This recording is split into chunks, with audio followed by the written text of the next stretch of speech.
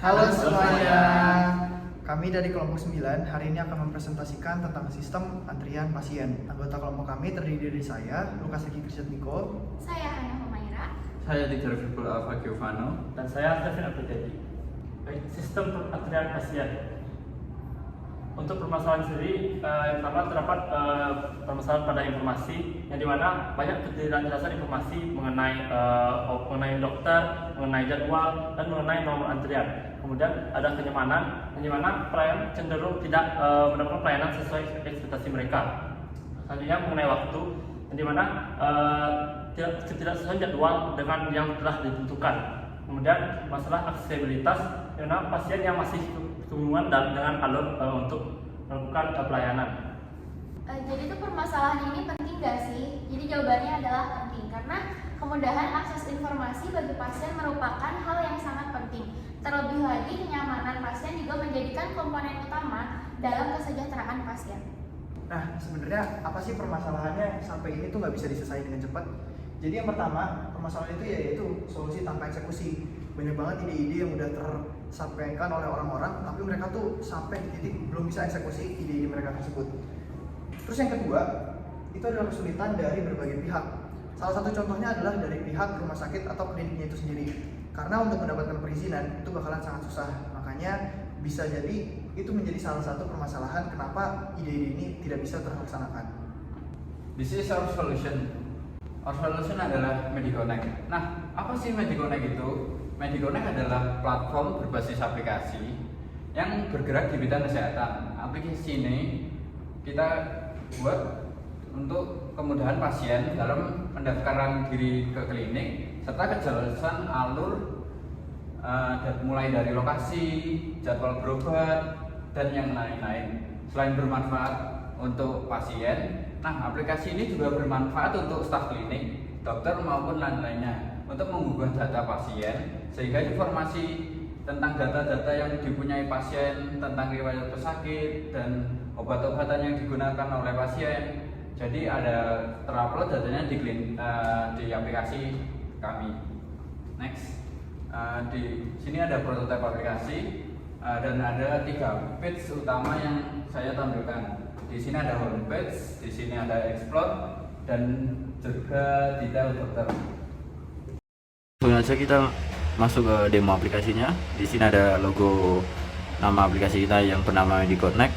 Nah, di sini splash screen ada intro yang menyambut user baru, welcome to Mediconnect. Ada intro 1, intro 2, dan intro 3. Nah, di sini kita langsung dihadapkan ke menu sign up yang bagi user yang belum mempunyai akun, dan ada menu sign in yang user yang sudah mempunyai akun. Nah, di menu sign up kita langsung contohkan saja cara untuk sign up-nya. Nah, di sini ada register. User masih mengisi nama lengkap, nama panggilan, tanggal lahir, email, dan nomor telepon serta gender. Nah, setelah mengisi, kita diharapkan untuk mengupload KTP user. Setelah mengupload, kita harus selfie dengan KTP kita dan meng-create PIN yang kita mau agar keamanan aplikasi kita lebih lanjut. Ada keamanan fingerprint, Face ID, dan jika sudah semua teramankan, maka kita langsung ke menu homepage-nya. Nah, di menu homepage ini kita lihat paling atas di sini ada location yang kita bisa merubah-rubah location di mana kita berada saat ini. Dan di sini ada menu notification. Nah, di menu notification ini akan muncul jika user seperti riwayat penyakit, obat-obat yang dianjurkan oleh dokter, chat yang diterima dari dokter ke user, dan lain-lain. Nah, sini ada fungsi search yang berguna untuk user menggunakannya untuk mencari klinik, dokter, dan rumah sakit terdekat. Ini ada jadwal yang akan digunakan user jika jadwal itu akan datang. Di sini ada juga fitur spesialis dokter yang dimana banyak dokter spesialis seperti dokter gigi, dokter saraf, dokter tulang, dan lain-lain. Nah, di sini ada menu juga klinik atau rumah sakit terdekat bagi user. Kita di sini langsung saja detail page klinik atau rumah sakitnya, dan tersedia lokasi, jarak dari lokasi user, dan dokter-dokter yang tersedia di rumah sakit tersebut. Nah, di sini ada juga top spesialis dokter yang kita anjurkan bagi user-usernya. Jika kita memiliki ini, akan muncul detail dokternya, akan mencantum informasi lengkap tentang dokternya, seperti berapa pasiennya yang pernah ditangani, job experience-nya, rating, dan reviewnya. Sini juga ada jam kerja si dokter dan lokasi dia berada. Kembali ke menu utamanya, di bawah sendiri kita bisa langsung untuk buat janji temu dengan dokternya. Nah, di sini di menu janji dokter kita bisa memilih hari, jam sesuai yang kita inginkan. Nah, kita langsung membuat jadwalnya. Setelah membuat jadwal, kita bisa memilih beberapa lama kita akan kontrol dengan dokter tersebut. Kita bisa memilih juga paketnya seperti chat, call, video call, dan langsung bertemu dengan dokternya. Nah, di next kita diharapkan untuk mengisi membooking dokter itu untuk siapa, gendernya, dan umur kita, dan menuliskan apa masalah yang dikeluhkan user tersebut.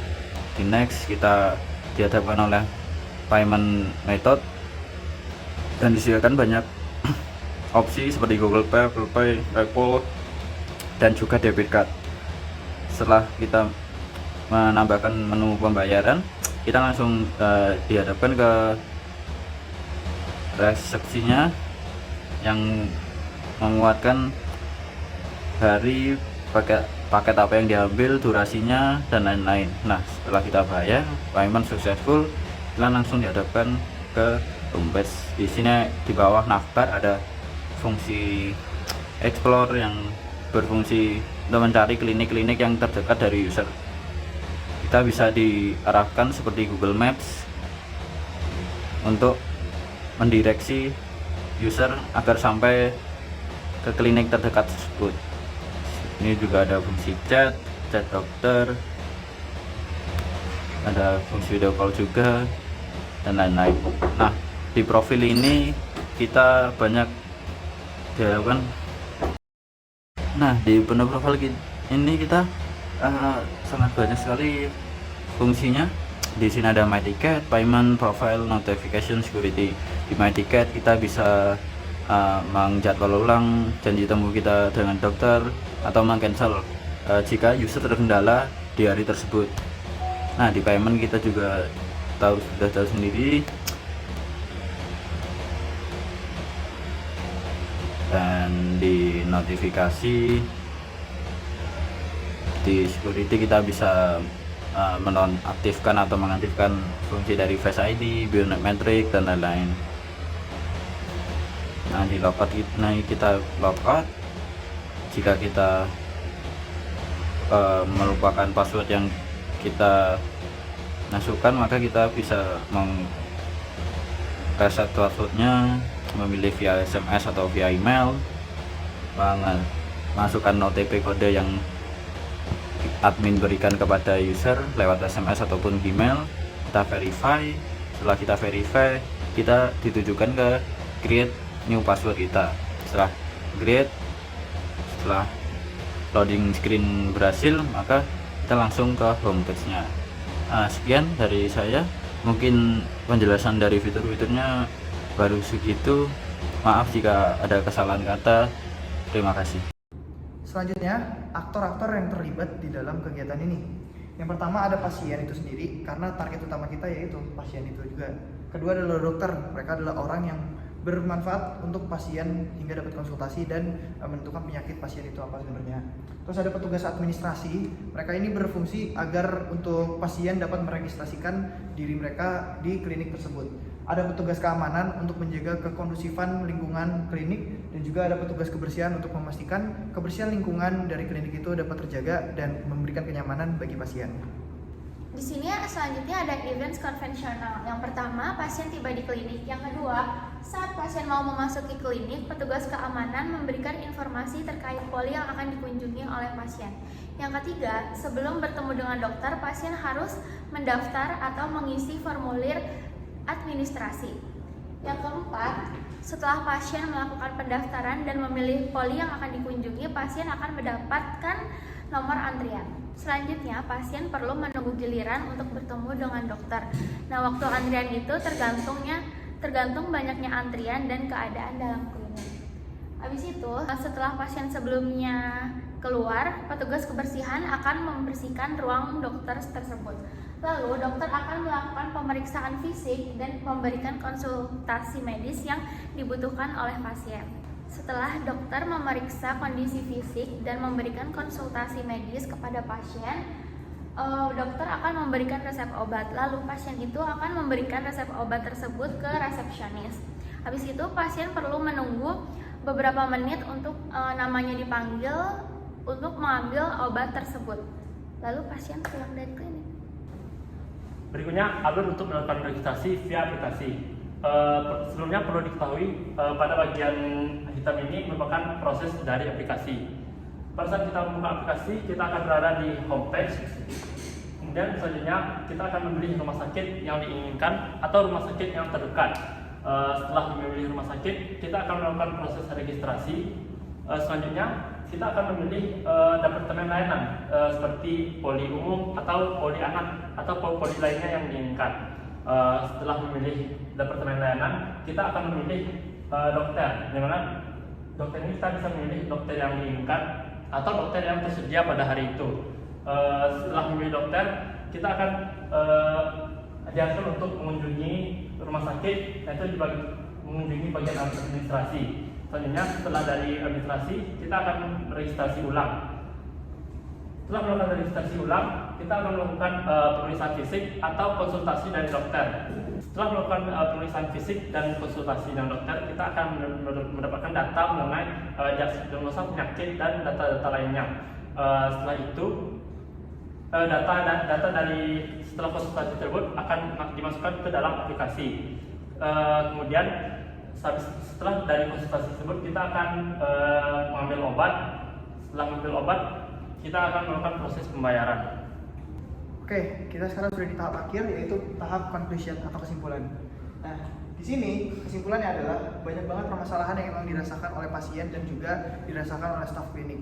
Maka dari itu, kita Mediconnect hadir untuk menjawab permasalahan-permasalahan tersebut. Mulai dari memberikan data yang valid tentang aplikasi dan juga jadwal untuk alur berkonsultasi, dan hingga mendapatkan data untuk diupload ke cloud dan juga nanti akan diberikan ke rumah sakit lainnya sehingga informasinya dapat lebih jelas dan juga dapat dimanfaatkan dengan baik. Oke, jadi sekian presentasi kami tentang sistem antrian pasien dan semoga bermanfaat. Mohon maaf jika ada kesalahan dari presentasi kami. Terima kasih. Terima kasih.